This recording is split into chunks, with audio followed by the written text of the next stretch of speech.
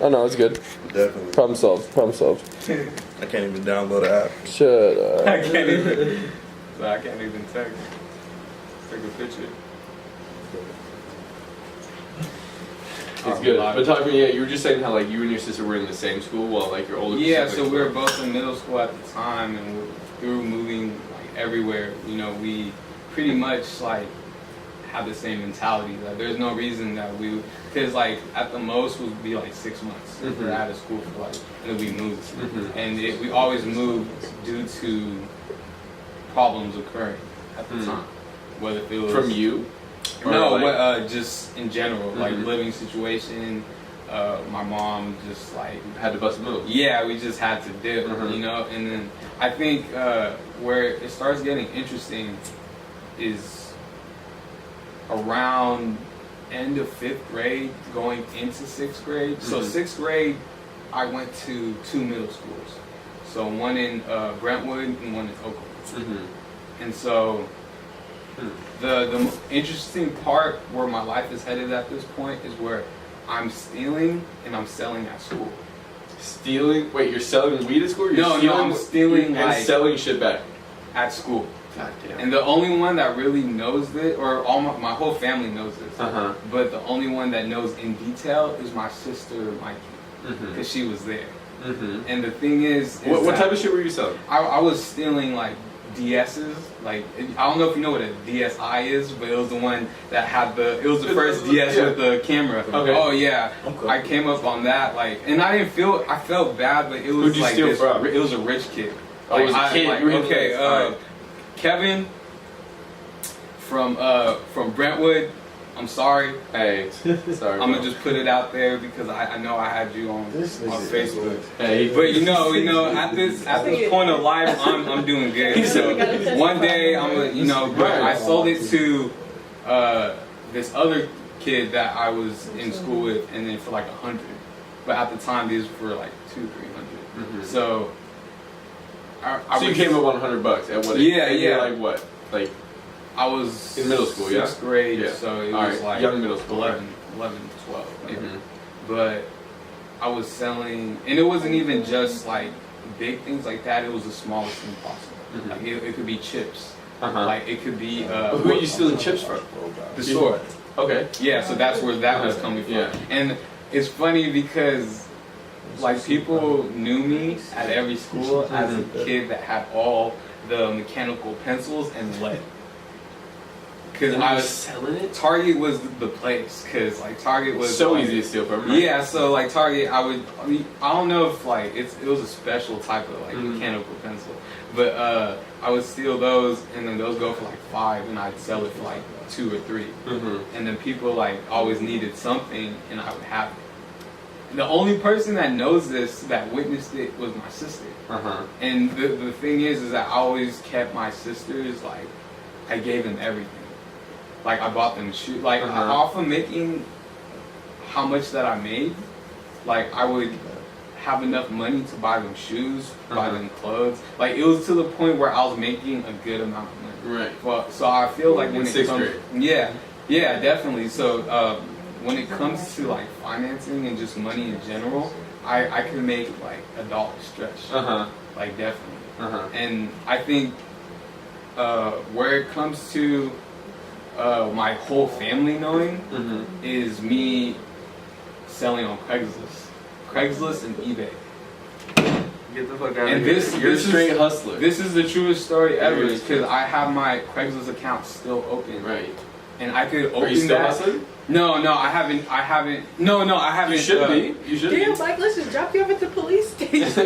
No, it definitely doesn't. It definitely doesn't matter. We want to hear your story. This is fucking, bro. Just for the record, like this is our first time, like really, like. Yeah, no, I was telling. You were telling them, yeah. It's just been all love from like a distance. Yeah, and, like, we're both the same way, where it's just like. No, because this is stuff that I've known them for years too, but they don't really know this. Like they know certain parts of my life, but this is all news. That's what this to them is for, as well.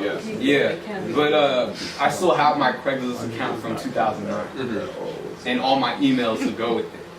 And I've said it in multiple raps when I first started. It's like I want to hear the old tape. The craziest thing was hopping on a bus, meeting someone to sell something, Mm-hmm. and it's a kid. You know? That was the best. No, I mean like. You said that. Was that what you said though?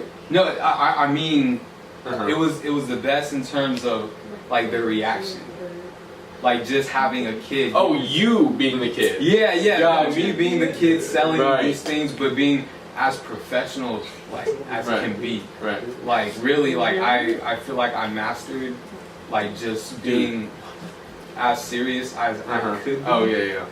to like do this Mm-hmm. and really like. You ever come across some people that you felt like might have just beat you up and taken the shit? Oh yeah, no, definitely. Uh-huh. Yeah, there was times where. See, it's messed up, but like I would even iPods too, like iPod Nanos and shit. Like I would come off that. Even like it's really fucked up with some of my family. Yeah. But I knew they're like They're okay. They got money. Yeah, no, they're That like type shit. my. It's so bad, but it's like my cousin. You borrowed it. You know, yeah, You and borrowed it's it. like I. Think of it that way. You borrowed it because then Yeah. you're gonna get it. You're gonna get them as many iPod Nanos as they want. Yeah, no, yeah, that's exactly what I think. But I would have like multiple things, Mm-hmm. and then it would either be Craigslist, eBay, or like just in person from people that I know. And I feel like this is like real important for my upbringing Mhm. because without it, like I wouldn't be where I am today. I wouldn't be rapping about what I'm rapping about today. Right. I wouldn't be like, I wouldn't have the mentality that I have today. Mhm. You know? Right. And I feel as if is that everything happens for a reason. Uh-huh. And I feel as if whatever where this path brings me, what I'm trying to pursue, like I feel like not because I've been through so many things that I deserve it, Uh-huh. but everything was handed to me in terms of where I was at in my life, whether it feels a struggle, whether it feels like a really hard time. Uh-huh. All these things were handed to me for my purpose. Right. And what is your purpose? And my purpose is to make music that inspires other people, or To be their best self. to be their best self, and that's important, but also to let kids understand that like you could really come from like a really messed up background Uh-huh. and And use it as like your benefit, Mhm. right? So where I started rapping was when I had no guidance in my life. My older brother, there was no connection. Mhm. Like there was no father in my life. Like my mother did her best, but it was the music. It was. And so, who were the rappers that you were listening to? That's what I want to hear. So Actually. yeah, growing up. At like what age did you hear your first like hip hop song that you were? Really Even before my dad got Like, arrested. right. Yeah, so it was always been around. Like my dad was a big influence in terms of old school like 90s hip hop. Mhm. You know, but it's more of I got back to it later and it was already familiar. Mhm. So even if I was at a young age, I knew that Like, what was your first like favorite rap song that like you knew all the words to? to Like me- the shit that was like when you're saying there was no figure, like no father figure, no guidance. Like, what was the first music that you It really was- felt the connection? Like, this is guiding me. This is. it was giving me the definitely game. Tupac Better Days. Mhm. So why I started writing music was because I wanted to do what they did for me growing up, Mhm. like mentally, Right. for people in my generation. Mhm. And that's what it's weird now because we could get into that later before we cover everything else. But I feel as if where rap music is now Mhm. and where I'm trying to get at isn't where I had anticipated. Rap isn't what you anticipated. No, where I am At this stage. lyric wise, what I'm trying to like convey, like the message I'm trying to, it is not where I had started. Okay. So And you're it's- saying you've seen growth in yourself. I've seen growth, but it's like what I'm trying to say is that the music I have yet to put out isn't what my young self would be proud of. Hmm. But it's all part of Why? the plan. Why would your young self not be proud of it? Because it's not, like I said, why I started. It's not for that purpose. It's not. It's not for What that is it reason. for? It's more of Moving forward, you're saying your purpose is no longer. no. to- It's still intact, but it's definitely it's pushed to the side as of now. For what? I don't get it. And it's just for like, you know, like what is being, and it's like, oh, like to be more of your, like to rap more in a yeah, and just have pretty much just to have it more not relatable to music nowadays, but just to have a sense of what's the word? Just to have a sense fitting in, or no, it's not a mass appeal. Yeah, it's not like it could be. Yeah, mass appeal, but it's not like conforming. Right. Like it's definitely just being versatile. Right. Okay. But when you rap, it's not like you rap. It's not like you sound like them anyway. Yeah. So no, like, why even let them affect your music making at all? Mm-hmm. Like at the end of the day, because no matter what sound you try and embody, like you don't know how not to spit real shit. Like you rap was real, so like that is always going to be the solution. If you try to inspire people, is the real is always the answer. Your truth is always the answer. Yeah, that's always. But at the same time, that's always been the dilemma. Because what I feel as if there are so many people who are getting big off of rapping someone else's truth. It's not even just that. It's so many people that don't care for any of the real shit. Mm-hmm. And that's just, I feel, is a good percentage of where rap music is nowadays. Mm-hmm. And it's like, I know of some artists, like for example, Lil Uzi, that if you listen to his old music, it's a lot of lyrical conscious shit. Mm-hmm. And a lot of people don't know that. Mm-hmm. And I told my sister this too. Logic? No, Lil Uzi. Oh, Lil Uzi, yeah. Lil Uzi Vert. Uh-huh. And I was reading about how artists nowadays, even if we know them as this, you know, like big rapper that, you know, talks about jewelry, drugs. We know them for rapping about the wrong thing. Yes. There are rappers that started out more conscious. Right.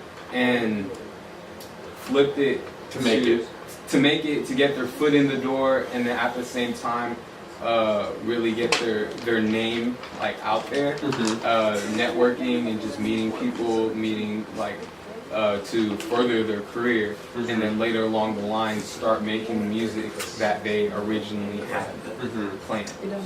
And I can't think of like an example, but like Lil Uzi is just one that I know that you know started off a certain way and then went towards just what the masses would want, and then you know what I mean. I know what you're saying. Yeah. So I don't know if you're so like for on your last project, Cruise Control available now on Spotify, YouTube, Apple Music. Feel me? Little plug, right. Feel me? But was that like the version of you, like you were saying, that is getting your foot in the door? Is that the version of you? That's the real, or like, that's the real shit. I feel as if that was just, you know, still where I'm at. Okay, so how do you feel about someone who became a fan of you from that project, and then you start making? I just hope they would understand, and the versatility in general. I feel as if there's a lot of fans and there's a lot of rap listeners that are so one-track minded, and they only like this type of music. So they could look up to an artist like me and know that he could do it both ways in terms of where hip hop and rap music is at now, and just a more real like perspective. Like I would want them to be more open-minded and hopefully learn through what I can do. You know what I'm saying? Yeah. Like I feel as if that's important. Like, cause you know there's rap listeners that only like Eminem, right? And it's like a cult. Like they only like Eminem, and if it's not Eminem, it's like they're not listening. Yeah, and it's like, oh, it's not as high as Eminem though. But I feel like that, not just Eminem. That's just an example. There's a lot of artists that just listen to Travis Scott, and I know like people that just listen to Travis Scott. All right. Yeah. And I feel like they should delve into more types of music that could really expand their mind and change their whole life. Like I feel as if like it's just closed-minded people sometimes, but it's like some people are stubborn. Like I'm very stubborn. What do you consider yourself a stubborn person? I'm I'm a Taurus, so is Kiki. But I feel like I'm very stubborn, when it comes to certain things. But I also feel as if throughout the years I overcame the stubbornness, but I feel like it's always going to be in me. And it's just something that like not comes and goes, but I could pretty much like, depending on what it is. Like if it's a more serious, like, you know, you shouldn't be like not talking to your dad. So it's like, you know, he's getting older, you know, stuff like that. And then I would definitely like get into that and really just step out of my comfort zone. Hey y'all, are y'all on the phone? But they talking on some stupid shit. I was telling them to shut up. You see what I was trying to do? Were you trying to help? Yeah, I was trying to tell them to shut up. Thanks. I got you. Don't Oh worry. yeah, see look. I'm sorry. You got I knew it, you bro. You Class got clown in here. something. Hold up. definitely. Cash bandit this motherfucker. Dog, Yeah. nigga, the riddle's pumped up with the Shut you up. see what I'm saying? Tell you to shut Yeah, up. and another thing, like, stubbornness, and I feel is getting out of your comfort zone, even if you don't feel as if, like, you know, just for example, like I don't want to talk to my dad, Right. but his years are limited, Uh-huh. and I just don't want to have any, like, you know, just Bad blood. You don't want. Yeah, You yeah, just I wanted to let them know it's all good. Yeah, Right? so that was like a recent thing. So Mhm. I feel like in terms of where I was at when I was younger, because I feel like I was very stubborn, very hot-headed. Mhm. Like I feel like them, how they know me, is not like how I once was. Like I Mhm. feel like the time where I met them was when my growth was really in effect, Mhm. and I was like quiet. And I was just keeping to myself because there was a point where I feel like a lot of my traits that I didn't realize at the time were pretty like toxic to say. But to me, it was just like I had so much anger, and I like so much anger and like temper and just like so many things that like I was just mad at the world, but I didn't realize this. Right. Like I was just in where my mind was at was I was just like I need to make money and I need to protect my sisters. Right. And that's always like how it's been up until a point where like recently, Right. where it's like we're all of age and I can't worry about you guys anymore because Right. I'm trying to pursue something. You know? Dang. And that's kind of a big mental step, huh? Yeah, Getting you know, on to yeah, just and like focusing on yourself. Yeah, and I just had like a conversation with my youngest sister, she's like a senior now. And like to that point where it's like I can't worry about you anymore. And it like there's so much that goes into it, but like I feel like just me at a young age was a whole different person. Like this might sound crazy, but I was like very hot-headed, always trying to fight someone. It doesn't sound crazy. And You sound like a bully when you rap. okay. See, that's crazy because people have told me that, Yeah. and it's like my new music isn't like that. And I had I thought